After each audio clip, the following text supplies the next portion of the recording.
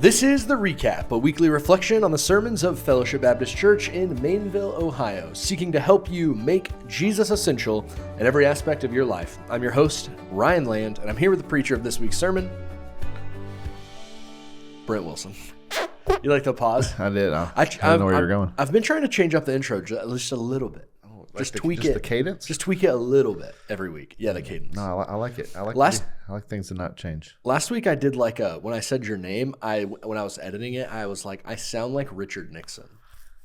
When the president does it, it's not illegal. Well, and it was like, and I'm here with the pastor of this week's sermon, Brent Wilson. I was like, yeah, I'm not a crook. I'm saying when the president does it, it's not illegal. You never know when you're going to get to pull out the Richard Nixon impression. You know? That's a first. It's not an in demand. That's true. Like, dude, Ryan's got such a great Nixon. Okay, how you feeling, Brent? I'm feeling good. It's not 9 a.m. like it was last week. No, but it is rainy. It is rainy, and I'm freezing cold, and I'm drinking hot chocolate To warm up, because my hands are so cold. So I have a little icebreaker for us, and it may be a little bit longer than normal. But that's what the people are here for. But no one listens. No one ever skips the beginning of our podcast. That's true. Do you? Okay. So I've been talking a lot about in Deep Discipleship when talking about church history, and last week I talked about like the Mount Rushmore of theologians. Uh-huh. And I talked about how your personal Mount Rushmore? I talked about how Augustine was like the George Washington of theologian. Yeah, I agree with that. And so rather than Rushmore, this is kind of where the idea started. Okay. I want to do a draft. Okay. Of preachers. And I want to see who can draft the better conference. Okay. Like the better even like modern day preachers? Yeah, I'm going to say living preachers. Oh, okay. Okay? Because I would be like Charles Spurgeon. It's like I've never heard of him. And I'd be like, Spurgeon, can you submit your manuscript early so I can put your slides into ProPresenter? And he'd be like chugging a beer, like, I don't know what you're talking about. I don't know what you're talking about. He's British. Yeah. Right? Okay, yeah. That's it. I wonder what kind of accent he had. I heard a story about him this past week. Okay. That some guy got up and like ripped him for smoking cigars. This is true. And then he got up and lit one in the pulpit and smoked it while he preached and defended himself. Something like that. I've never heard that. I know that someone like ripped him for smoking cigars, and he like preached a whole sermon about why it was okay. Yeah. But if he smoked a cigar while that part may be a legend. Awesome. I don't know. That'd be awesome. Okay. So I'll give you first pick. How many are we picking? Let's go 4. We'll do this. You got 4 main sessions and a breakout session. Okay. Okay. And so it doesn't have to be, as it could be a little more a guy that has like a specific emphasis or something. Okay. So best preachers. So yeah, we're going preachers draft. Okay. Okay. Who you got? Number 1 overall pick. Ooh, gosh, there's so many. I'm going to take them before you do. I'm going to go Matt Chandler. Matt Chandler is high. He's not a number 1 pick for me, but he is high. I've got living preachers. There's only one number 1 overall for me. Okay. Alistair Begg. Oh, okay. He's good. Oh, no. He's better than good. Let me ask you a question. Okay. If he didn't have the accent, would he be as good? I don't know. I don't think so. Okay. I don't think so. But he accent helps. He gets up there in that brogue, and I'm like, I'm in. You know, he's like talking about the Washington Post or whatever. He reads the newspaper like every day. Yeah. He's like talking about it. I was reading this in the newspaper this morning, and I'm like, tell me about it, Alistair. But if it was just like some American dude, I'd be like, who cares? Yeah. Yeah. So Alistair Begg's my number 1 overall. Okay. Gosh. And Begg brings that gravitas. You can't pick Tim Keller. He's dead. Oh no. That stinks. Because he would have been in my top 5 for sure. Oh, he'd have been my number 1. That really throws me. He'd have been my number 1. Yeah, I almost threw him out there, but I wanted to get Matt Chandler before you did. Chandler is good. Okay. Chandler's a good pick. So Chandler. Oh, Lig Duncan. Good pick. Presbyterian went with the Presby. Yeah. I'm gonna go J.D. Greer. Oh, interesting. Okay. I like J.D. Greer. Okay. Man, you like had time to think about this. Well, me and Darcy did this.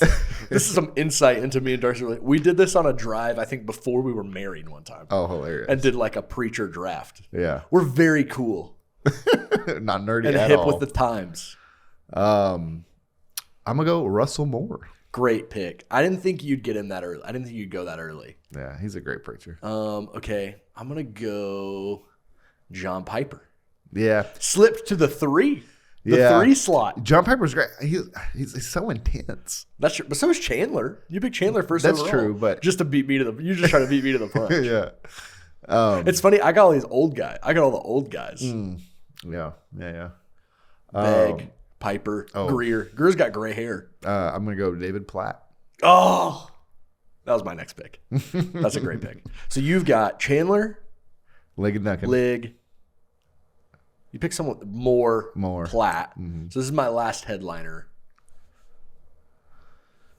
Gosh, Platt was gonna be my pick, so I gotta reevaluate. I think I'm gonna have to go with. No, I'm gonna hold on. Are you thinking more style or content or both together? Both together. Okay. Everyone I picked has great style and great content. Okay. I'm gonna go with.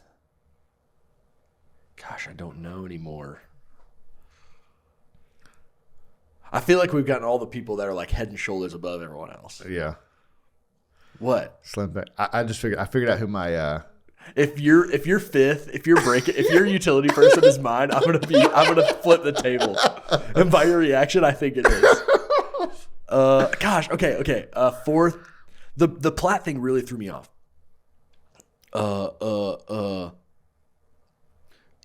Can I say someone, but like from a different era? What do you mean? Are they alive? Yeah, Oh, but I wanted to preach like he would have in like 2008. Sure. Josh Everton? No. Oh. Don't put that out there. Doug Wilson. Oh. Like, gosh, he is. No, he is good too. I'm gonna bleep his name in because I don't even want people to think I was ever remotely influenced by him. Gosh, okay. I think I'm gonna go HB Charles Jr. Okay. All right. Now your break. So that's your 4. Oh, I'm on my and this is your breakout because you've already got your 4. Yeah. You got Chandler, Platt, Lig, Moore, and then you got breakout. Don't do it. I'm gonna go with I'm the name. I'm struggling with the name. Oh, then it's not the person I'm thinking of. Hang on. What is their name? All right. Can you help me with the name? Yeah. She Okay. wrote Rebecca McLaughlin. Yeah. Yeah. Rebecca McLaughlin. That's a great pick, not my pick. Ray Ortland. Oh, yeah. Gospel culture. Yeah. Gospel culture breakout. All right. Look at me picking a woman. Whose conference do you want to go to more, Brent or Ryan? Shoot us a text or leave a comment. I think I got this in the bag. Nathan's going to yours just because you got Johnny P. But so many people are going to mine, and because I have Begg. We're in Ohio. it's true. People know Begg. He's just a few miles. Okay, up I the really road. want to know which one. Okay, so let's say the list one more time. Okay, you go. So I've got Matt Chandler, David Platt, Russell Moore, Ligon Duncan, and Rebecca McLaughlin. And Man. I have I pay good money to go there. I have Alistair Begg, J.D. Greer, John Piper, H.B. Charles Jr., and Ray Ortland. Which conference you going to? Oh man, I should have picked John Mark Comer.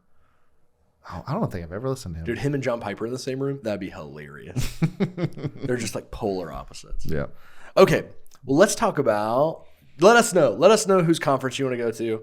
Some of these people are going to be like, I don't know who any of those people are. I'm gonna be honest, Ligon Duncan. I think that one's gonna shoot you in the foot. I think most people don't know who that is. That's probably true. Or Russell Moore. Yeah, because he got kicked out. He got the boot. Just kidding. He's also Presbyterian. I mean, he goes to a non-denominational church with Presbyterian leanings. It goes with Ray. Yeah.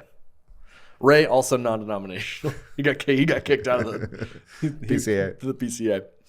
Well, let's talk about Hebrews 10. Hebrews 10. This is not in my notes. This is just Wait, fascinating. I really thought you were going to brown nose and you were going to put me on your list. Brent Wilson. You'd have immediately been like, stop that. Don't do that. I would have. So Hebrews 10 is a fascinating chapter because, I mean, we did some of it last week, but also, so you have this some very practical stuff, but then you also have like a very scary warning passage kind of in the middle of it. And so when it comes to like preparing something like that, this is just me generally asking, how do you try to balance those things in the warning stuff is like very kind of theoretical, like very talked about because it's kind of confusing. But then you have some stuff that's like very clear as day, like do not neglect to gather together and stir one another up to love and good works. Yeah. So how do you, when you like prepare something like this, how do you try to like balance that? Yeah, well, it's hard. I probably spend the most of my time trying to figure out, okay, what's the outline of this sermon? What am I covering? And there certainly is a great temptation for me to want to cover, like this week, I wanted to mostly just cover don't neglect to meet one another, and that part of the passage. It did have 3 subpoints, so. It did. And so I really wanted to just do that. But as I read that warning passage, it's like, man, people are going to read this and want to go, what the heck does that mean? And so just felt like I needed to address it. It's okay. So then the question becomes, okay, how does this whole passage how do I put a bow on all of it? How do I put it in one package? And so, yeah. Okay. It's a dance every week. Yeah. I didn't really even think about it listening to the sermon. But then when I was preparing, questions and looking at it for the podcast, I was like, oh my gosh, this is like, there could be 4 different sermons in this one text. Yeah. And if I was taking more time to go through Hebrews, I would have sectioned them out. Yeah. But I do like you rooted it all in this, the image that we're given of holding fast to the confession. And you rooted kind of all of the points in sort of sustain, like keep doing this. So let's start right at the beginning, right, with the hold fast to my confession or hold fast to the confession. And you call this like keep anchored. And so when the author says this word confession, hold fast to the confession, what does he mean? And how is it different than other things that we often hold fast to in terms of belief? Because that's what this is talking about, right? Is belief. So what is the confession that we're holding to? And how is it different than other confessions or things that we tend to believe in? Yeah. So, churches throughout history have written confessional statements. There was a resurgence of this even in the past 30 years, 20 years, where people begin to call themselves confessional. To say, hey, we have written down, these are the things we believe. These are our non-negotiables. Immediately out of the Reformation, I'm just working on this for deep discipleship, you have all these different strains of Protestantism that are writing their confession. Yeah. And then, like you said, even just recently, there's been just a resurgence. Recovery. There was, in Baptist history, there was this stint for a while where we would say no creed but the Bible, and Baptists didn't want to have a confessional statement.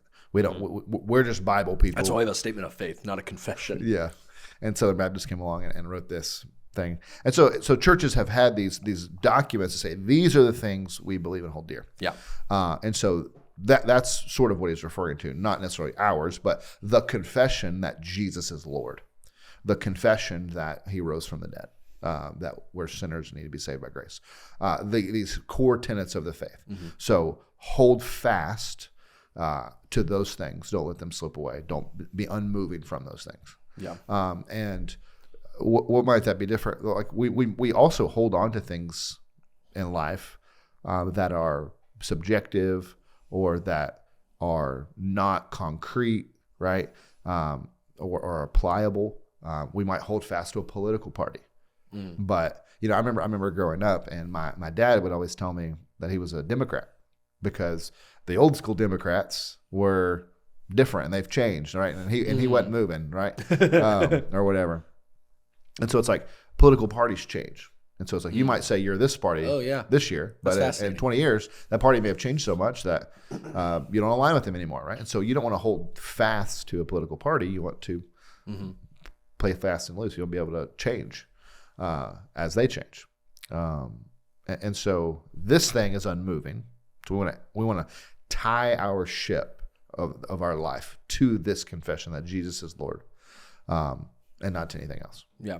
So would you say something like the Apostles' Creed, right? It's like a good summary of a confession.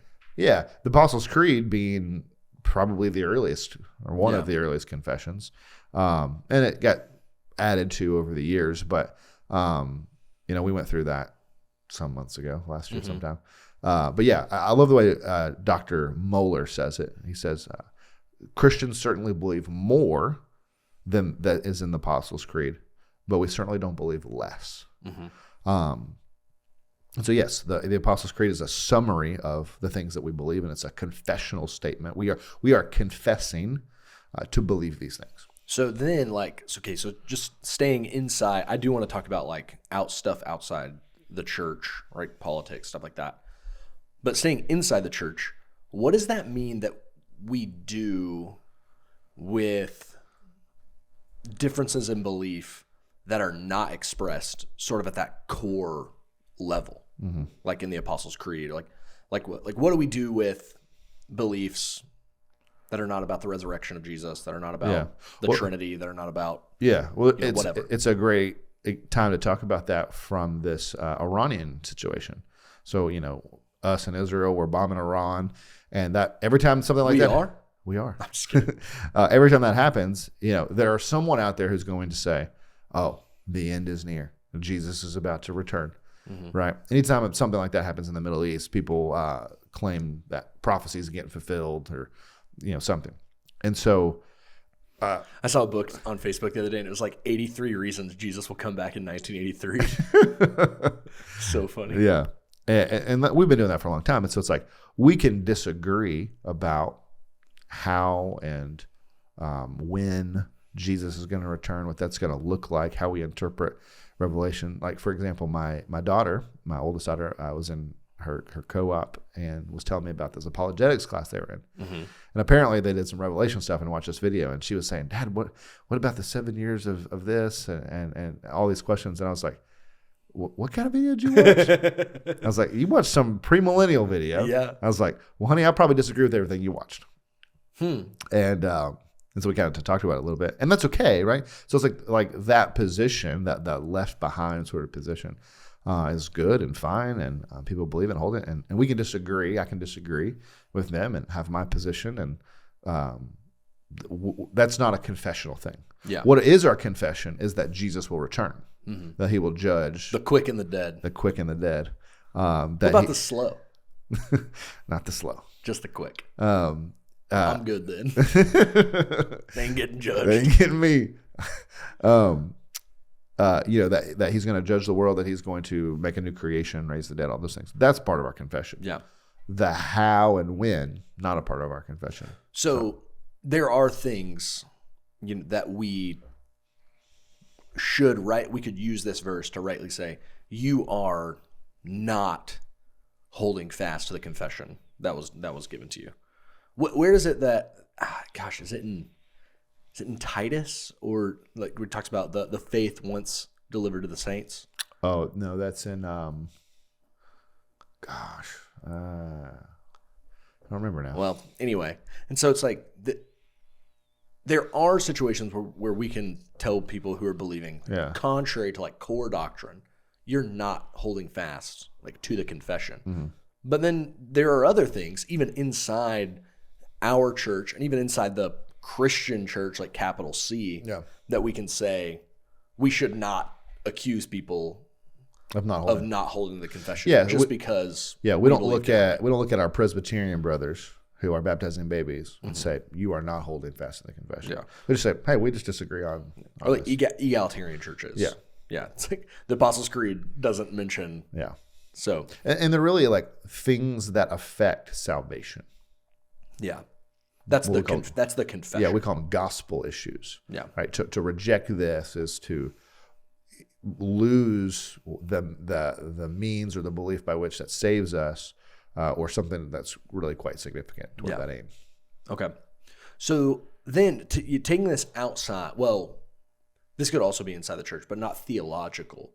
What are the things like preferentially that we tend to hold to either in the church, outside the church? Mm-hmm. And like why do we cling to those things rather than clinging to like the confession of faith, right? The confession that was delivered to us. You mean things like music style? Well, it could be that, but it could also. I'm just also thinking. Well, let's just stay inside. I mean, because you could just go a whole realm of different direction when you get kind of outside the church. So inside the church, yeah, music style, preaching style, yeah, how people are dressed, how the church building looks or is decorated or whatever. You know what, why is it that we tend to hold to those things sometimes tighter? Yeah, it's like I think about Methodist churches, you know, who have been kind of they're in this upheaval of sort of the liberal theological movement, and it's like they're all still, you know, so like very conservatively dressed. Priests are like wearing their robes and you know, big stained glass windows and finely decorate, but they're, you know, reciting the Sparkle Creed or whatever. And so it's like you guys cared about preferential things more than you cared about the actual confession of the faith. Why do we do? And so it's like that's the most extreme example, but it's like we do this too. Yeah. Why do we do that? They cared about the form and not the content. That's interesting. You know, I think for sometimes it is when you grew up with something, and particularly when something is religious, right? It's like, oh, these are sacred things, and you grew up being told and understood that these sort of icons of music, of the stained glass, of the pews, of the robes, or whatever, these were the choir. These were icons of the sacred, and what they've been replaced with appears not to be sacred, right? Like the hymns, these are sacred things in the book.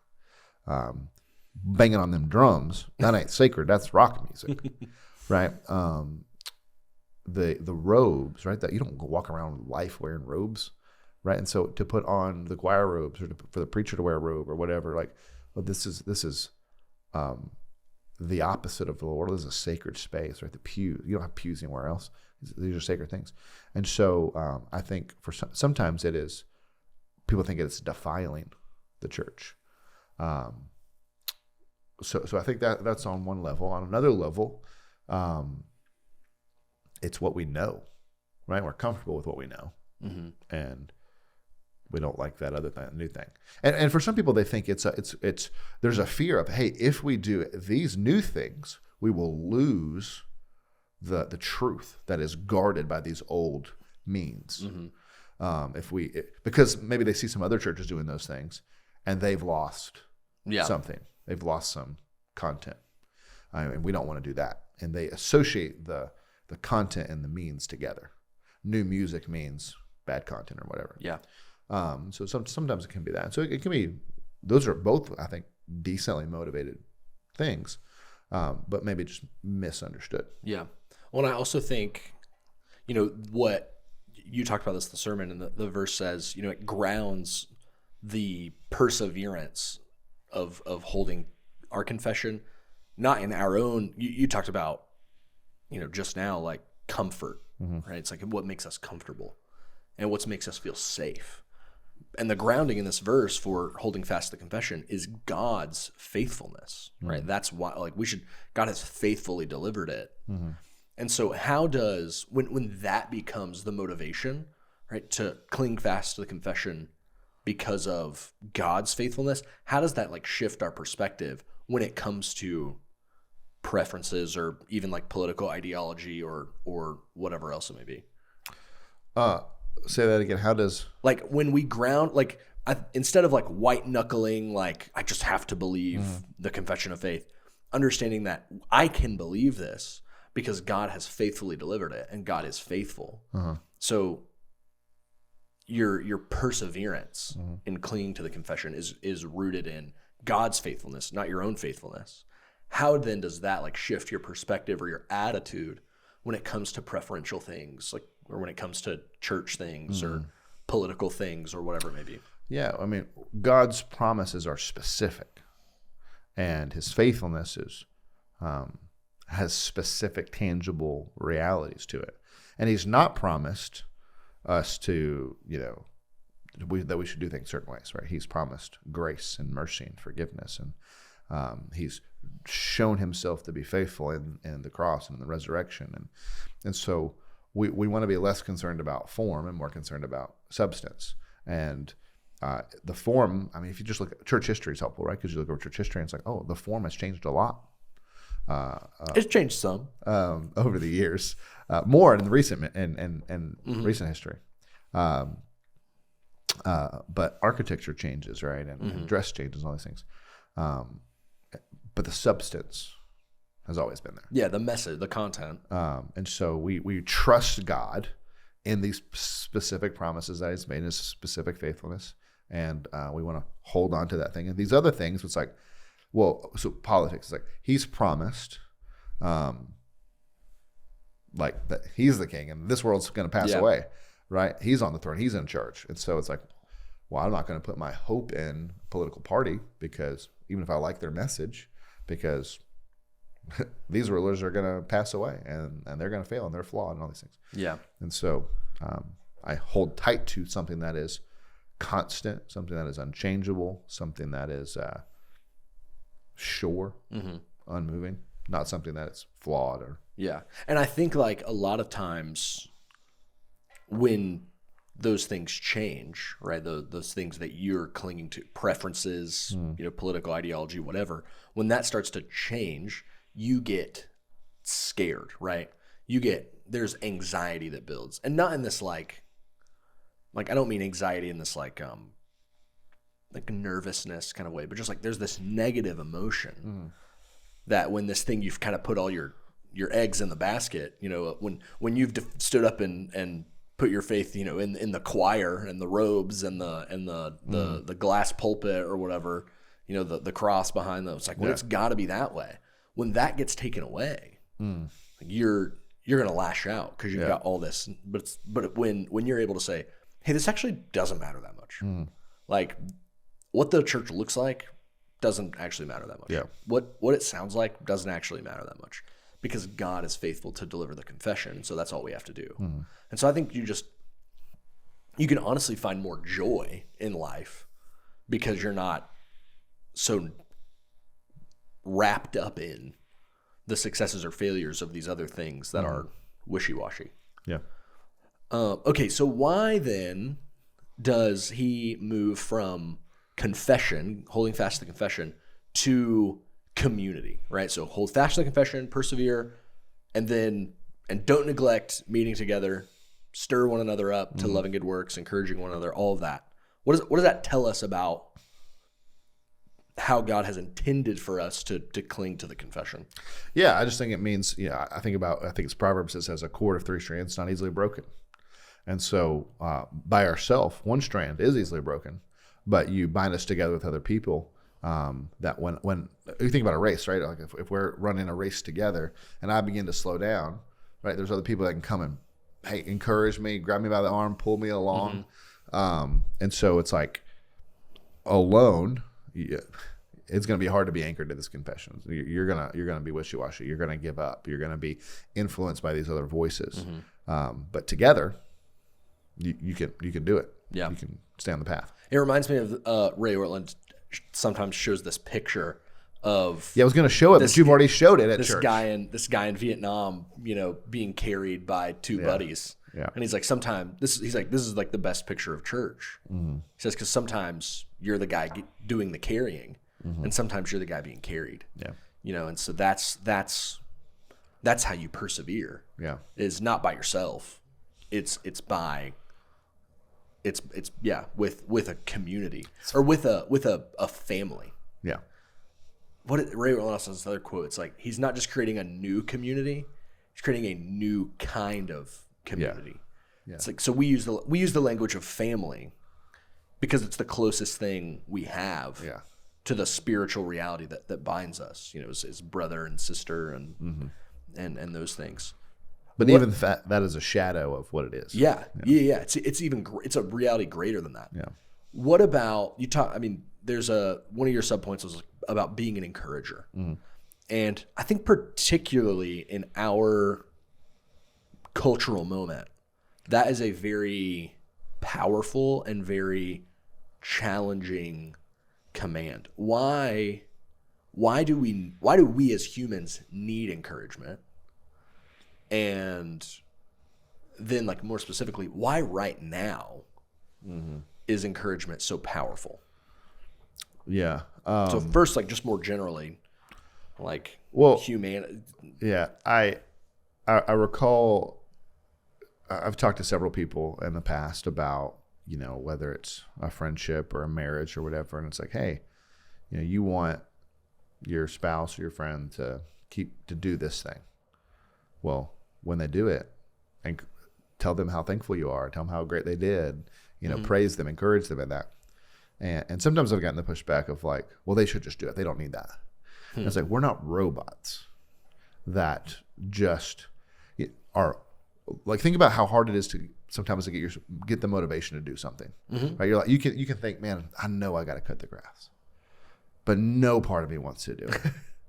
It is so hot. It's so hot or whatever, you know, I'm tired. And so you don't want to do it. But in that case, you just apply that to whatever else. And it's like, but when you have encouragement, like, hey, I love it when you mow the grass and you stripe it. Or it's like, it looks so good. It's like, man, it looks so good. Yeah. And I'm so thankful for how hard you go do that or whatever. It's like, well, yeah, I'd like to go do that actually. You know, it's like that, those sorts of things spur us on. Particularly in a marriage situation, it's like, because you want to live for them and make happy the other person. And when they're telling you, this is what makes me happy, you're like, oh yeah, let me go do that. And so it's just like, we're not robots that just get inputted a command and we go do the thing. We need built up. We need encouraged. We need like, so. Do you think that, I was just thinking about this, do you think that has to do with God, the triune God, being eternally in community and eternally within a united will? Right? They're not, the persons of the Trinity are not disagreeing with one another and are always working for the other's good pleasure, right? Like Jesus does the will of the Father to please him, right? The Spirit does the will of the Son and the Father to please them. And so is that, because we're made in God's image, is that why we desire that? We want to be united, you know, with people? Certainly, yeah. I don't know. I'm just guessing. Certainly, I think so. Yeah, we don't want dissonance. We want approval, and we want Shalom. To be cared for and peace, and to be valued, and it's for others to value our work and our thoughts. And that was crazy. I don't know why I did that. That was wild. For all those that don't know, my metal coffee mug just like popped and hot chocolate jumped out. That was weird. That was weird. Anyway. But yeah, I just think that thinking about if you are someone who is working hard and you're constantly being told by others that your work's not good enough, that you're too slow, that your work's not appreciated, or it's just ignored, right? Like it's really hard to keep doing it, right? Like if you work for a boss who is constantly berating your work, or it just ignores it, or doesn't care, is always picking the other person's work or whatever. Yeah. Like you get to a place where you're like, well, I have no desire to work. But if you work for somebody and they're like always patting you on the back and telling you how much that you mean to them and how great it is, it's like, man, I want to keep going, right? And so I guess I don't know how to like say why it is the case, but rather you can see it in your own life and in other people's lives. It's just like, it's just been demonstrated for us that without this, we wither, and with it, we run. So why now? I feel like the people talk about this more often, this idea in the church world. Yeah. That we need more encouragement. We need to stir one another up. It's like I think growing up in church, I'd heard the first half of this verse. Like, don't neglect meeting together. Yeah. I got that part. But what I did not hear was stirring each other up to love and good works. Yeah. In Romans, I didn't hear any sermons about outdo one another in showing honor. Yeah. And so what now? What about our particular moment are we in such a crisis and a need for encouragement? I think of two things. One, in the church, particularly growing up back in the day, there was a lot of legalism. There was a lot of the church is what you do. You put your Sunday best on, and we go to church, and it's an expectation. Yeah, and you do not run in the church, and we're going to tithe, and we're going to do all these things, and so it's very stuffy. And I think we're reacting against that to say, hey, there's a lot of ways in which this has happened over the past 20 years. We're like, hey, we've neglected all these passages in the Bible about outdo one another and serving and doing honor and serving all the one another's functionally. Yeah. And we don't want a church to just be this stuffy, legalistic place. Like, this is a family, and so I think we're trying to reclaim that in some sense. Yeah. And so we're saying, hey, we need more encouragement because we're a little bit scarred from that. So I think that's one. On the other hand, I think social media is a factor in that we're not good at talking to people. We're so online, and particularly we see all the negativity online. And so to have a real conversation with a real person where you look them in the eye and you honor them or serve them or encourage them or say something kind of feels awkward to us. And so I think we just don't know how to do it, and it feels really hard. And so I think we're trying to say, hey, we need more than ever because we're not doing it because we're scared to do it. Yeah. Well, I also think, I don't know, I think this has always been the culture I've grown up in, but there's a sense in that like teasing and like poking fun and is almost like a term of endearment. Yeah. And so like you talked about it on Sunday. That's like, someone could be carrying all this weight inside them, and you make this comment that you think is just kind of funny, but it's negative on its face, but you don't mean it in a negative way. Yeah. And then like it can really, like, I've been on the receiving end of that. Yeah. And thanks for showing up on time. I remember I remember one time I could not get worship guides to fold. And I punched the folder. Brent knows the story. And no one said anything to me. But I could imagine in my mind. Had they? Someone could, be like, oh, about time they got here or whatever. And I'm like, you don't even know. And they wouldn't mean it. Yeah. But I think we've slid into this place of using sort of negative language as endearment. And I don't know that that's biblical. I don't know that that's good or healthy for us. Yeah, to not necessarily overreact. I think it's like if you know the person, you have a close relationship with the person.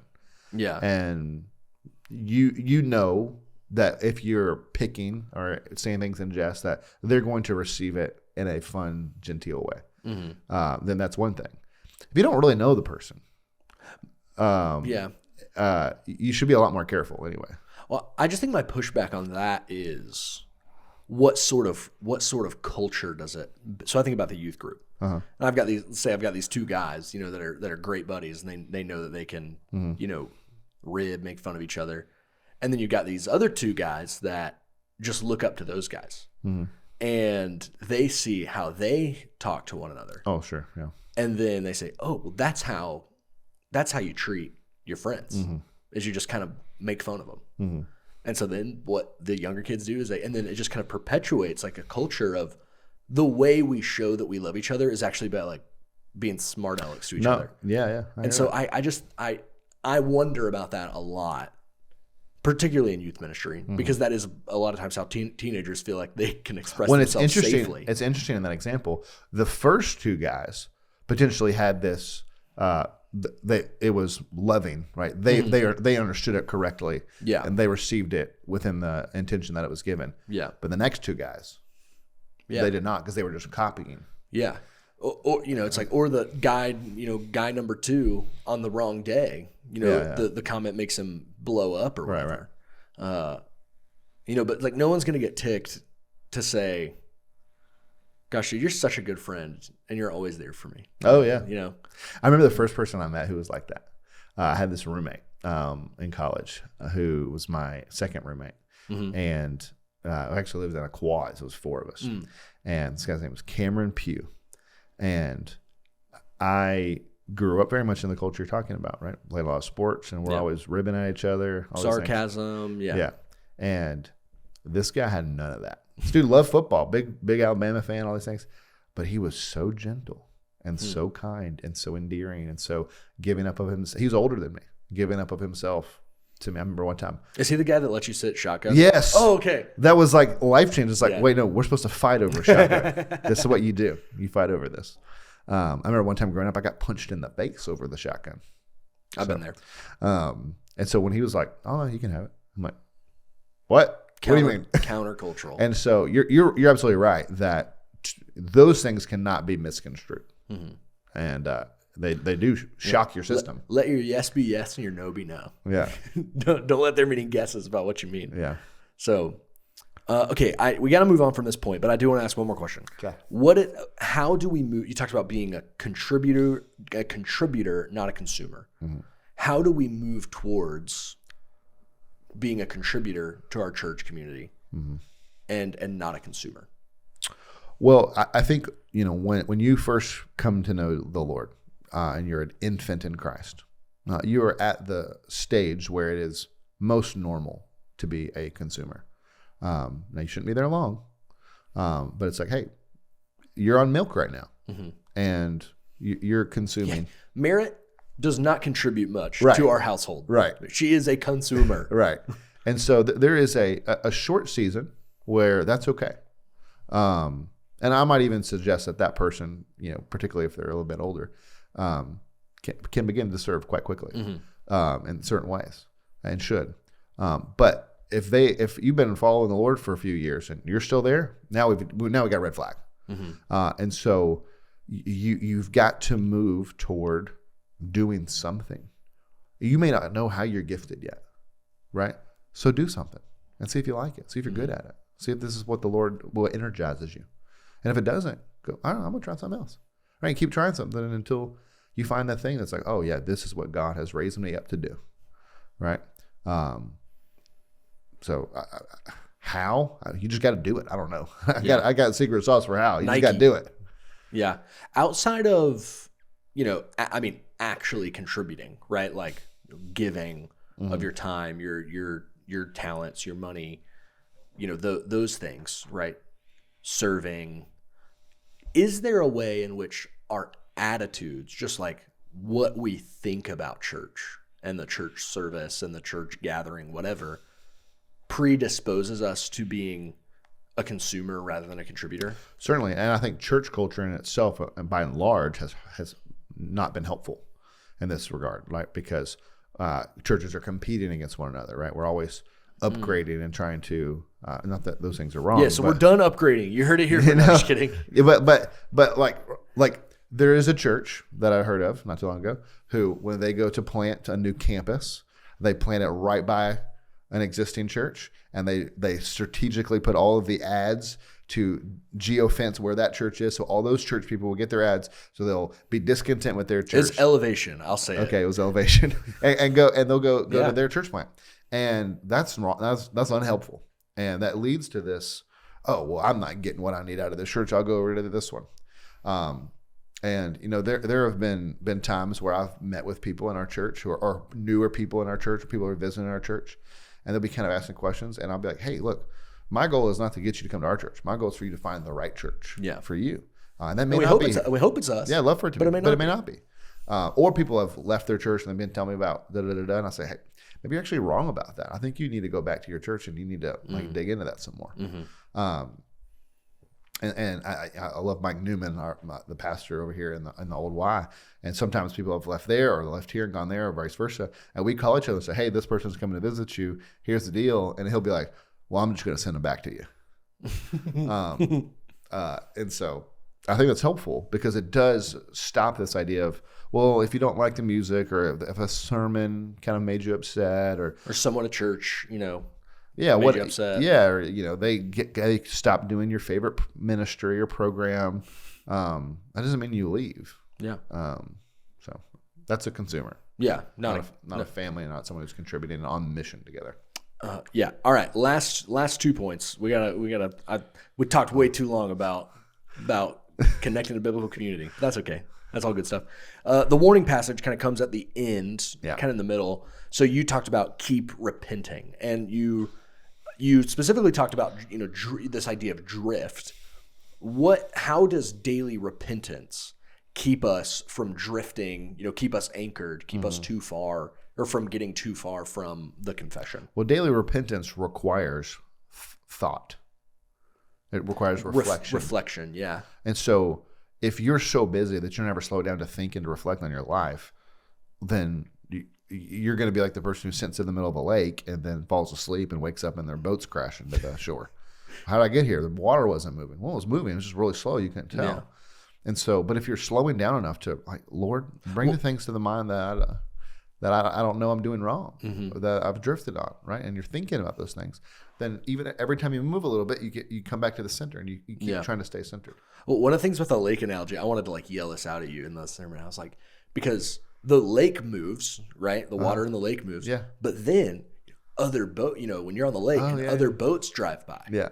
Right. It's like other people are affecting the way you're drifting and stuff. And so, I think about this a lot when it comes to like what we intake, right? When it comes to particularly like movies and TV shows, it's like, what does it try? Like, where does it want me to move? Where does it not in this, like it's got an agenda way, but in this, every storyteller is telling a story for a reason. Yeah. They are trying to move you, like at least emotionally, right? Yeah. Maybe to think about something or to feel something. Yeah. And so it's like, where is that moving me towards? And is that helpful or not? What's a way I can maybe think about it that is helpful and like God honoring, even when it's not? And so that's just one way. Like, but I think when it comes to your own sin, that's when we talk about repentance. That's really what we're talking about and we don't ever like to talk about that. We don't ever like to think about our own sin. And so, but I think you're right. It's active. It's daily. It's, you have to, or it's never going to get dealt with until you're wrecked, until you're crashed. Yeah. Okay. Final word is, you talked about keep running the race. And that's the kind of how the author closes this, they didn't close the chapter, but that's how the chapter is, is closed. You know what I mean? So talks about the past, right? The past perseverance, the past endurance, and then the future kind of reward that's waiting for them. Like to close, how does remembering past faithfulness, past clinging to the confession, and then the future hope that God provides, how does that fuel our spiritual formation, fuel our faithfulness now? Yeah, in that last little passage, he's talking about these people who've endured these hard things, right? He's like, you visited those people in jail, and you were willing to lose your property and suffer harm and all these things. Why? Because you cling to something, you hold on to something much more precious.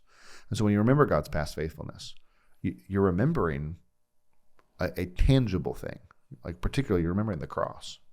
You're remembering your sin and how it's been dealt with. You're remembering God's love and kindness toward you. And you might be remembering all those small thousands of ways he's provided and cared for you and grown you and been there for you throughout the years. And so you're remembering that. And in the midst of this thing that wants you to drift, this persecution or this wave from another person or whatever, and you have this almost this counter vision of a good life. And then you're looking back at this one. And what you have to keep saying is, No, this good life, based on the past, what God has done, what He said, and how He's been there, and where He's taking me in the future, the hope that I have that's coming, is better than this this glittery thing. Man, there's a great clip. I think I talked about it one week in a sermon of what's that? Barney, the old cop show. Barney the dinosaur? No. Barney Fife. Barney Fife and on Andy Griffith. Andy Griffith, yeah. Where he his son, what's his son's name? Barney Fife's son? No. Andy Griffith's son. Yeah. Opie. Ron Howard. Yeah. Director of The Grinch. That's right. That's crazy. And Apollo 13. So Opie has been, he's kind of run in with this other guy, this other man, and this guy has been leading him astray. It's kind of like a crook, and he's kind of been rubbing off on Opie. And the sheriff comes and talks to him, and he says, "I need you to leave him alone because you're a bad influence." And he's like, "Well, can't he make his own choices and all these things?" And it's like, you can't let a kid make their own choices. They'll run toward the first glittery thing they see, right? Because it's shiny, and you gotta do your best to keep them away from those things. And he's like, you're the shiny thing, and I'm keeping them away from you. And so it's like when you see that counter worldview sort of thing,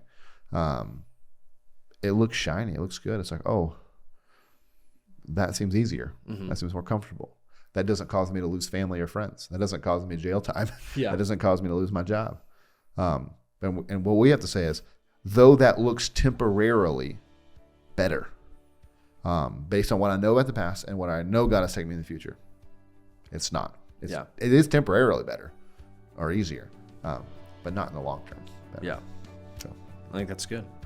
Well, thanks for joining us for the recap. We hope this conversation has encouraged you to keep striving to make Jesus essential in every aspect of your life. If you aren't part of our church family, we'd love to meet you on a Sunday morning. We gather for worship at 10:30 a.m. For more information, you can always go to myfellowship.church. Thanks for listening. Be blessed.